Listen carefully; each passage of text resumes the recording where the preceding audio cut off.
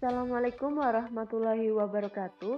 Pada kesempatan kali ini, kami akan menjelaskan eating disorder untuk memenuhi tugas mata kuliah psikologi abnormal. Sebelum menjelaskan mengenai eating disorder, kami akan memperkenalkan nama anggota kelompok kami. Yang pertama adalah Zakia Nur Azizah dengan NIM 2019 1023031930.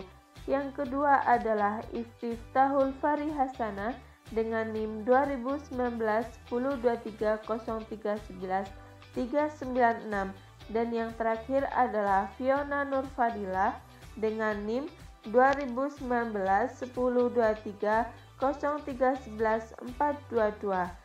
Kami merupakan mahasiswa psikologi Universitas Muhammadiyah Malang, kelas psikologi H 2019.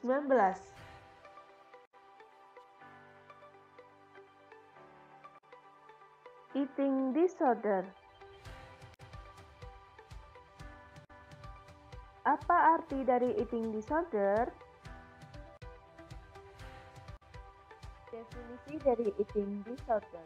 Eating disorder atau gangguan makan adalah gangguan mental saat mengonsumsi makanan. Katz 2014 menjelaskan bahwa gangguan makan merupakan konstruksi yang luas.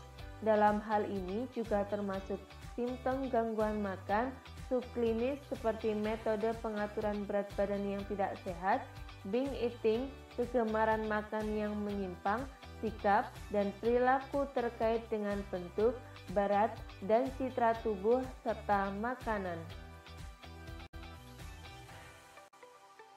Eating disorder berhubungan dengan makanan, pola makan, dan berat badan, akan tetapi gangguan tersebut bukanlah mengenai makanan, namun mengenai perasaan dan ekspresi diri.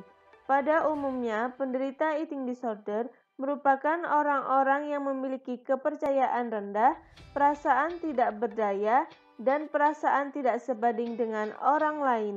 Mereka menggunakan makanan dan diet sebagai cara untuk mengatasi masalah-masalah dalam hidup mereka. Banyak dari mereka yakin bahwa makanan adalah sumber kenyamanan penghilang stres, sementara penurunan berat badan dianggap sebagai cara agar diterima oleh teman-teman dan keluarga.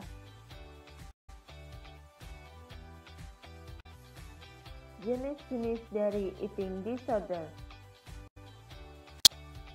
Jenis-jenis eating disorder. Yang pertama adalah anoreksia nervosa, yang kedua bulimia nervosa, dan yang ketiga binge eating disorder. Yang pertama ada anoreksia nervosa.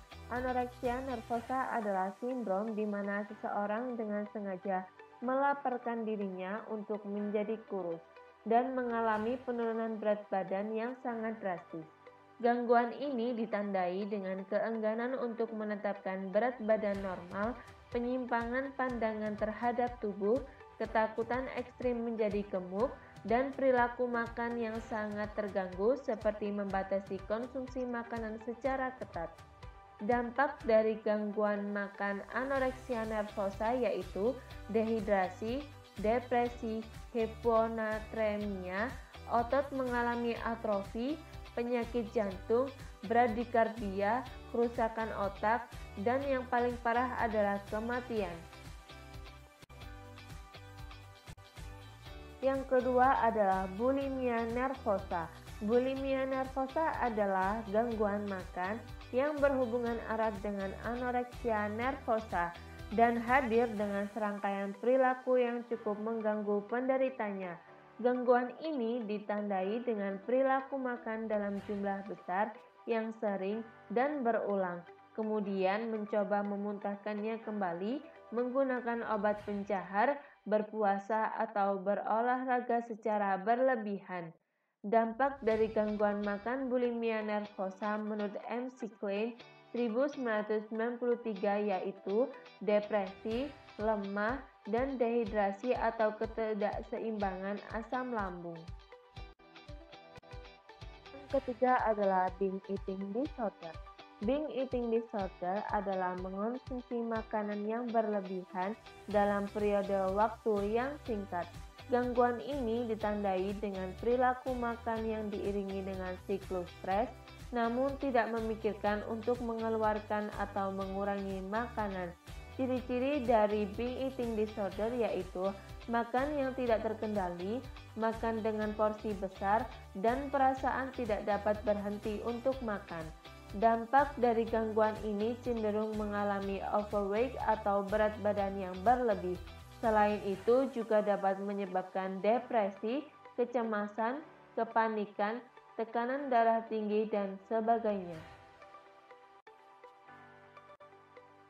Faktor yang mempengaruhi eating disorder.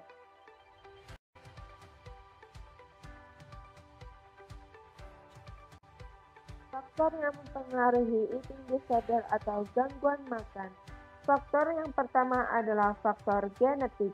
Dalam beberapa penelitian, diketahui bahwa gangguan makan bisa diwariskan.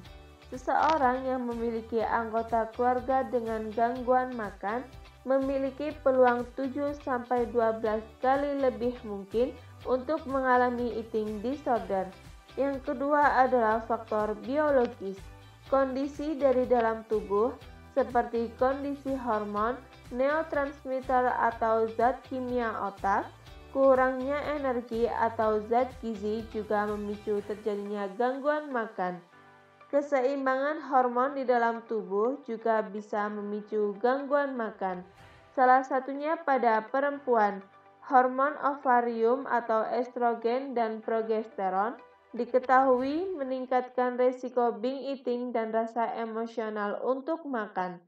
Maka dari itu, kadar hormon ini harus terjaga keseimbangannya.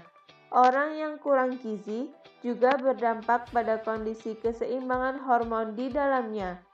Hal ini bisa memicu terjadinya gangguan makan. Yang ketiga adalah faktor psikologis.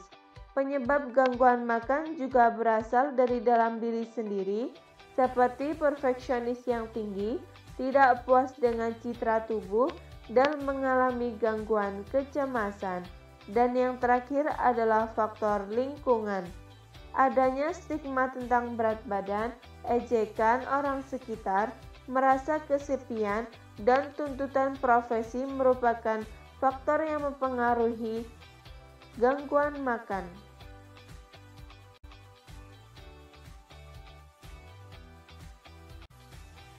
Cara mengatasi gangguan makan atau eating disorder. Yang pertama yaitu tingkatkan rasa percaya diri.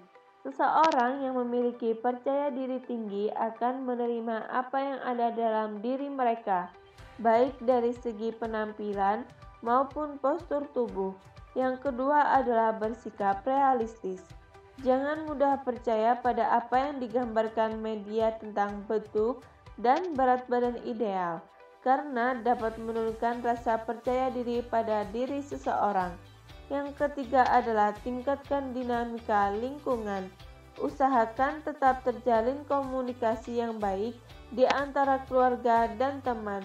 Apabila terjadi masalah, segera ceritakan kepada orang yang terdekat. Yang terakhir adalah rajin berkonsultasi pada dokter dan ahli gizi. Demikian materi tentang eating disorder yang dapat kami sampaikan. Mohon maaf apabila ada kesalahan. Sekian, wassalamualaikum warahmatullahi wabarakatuh.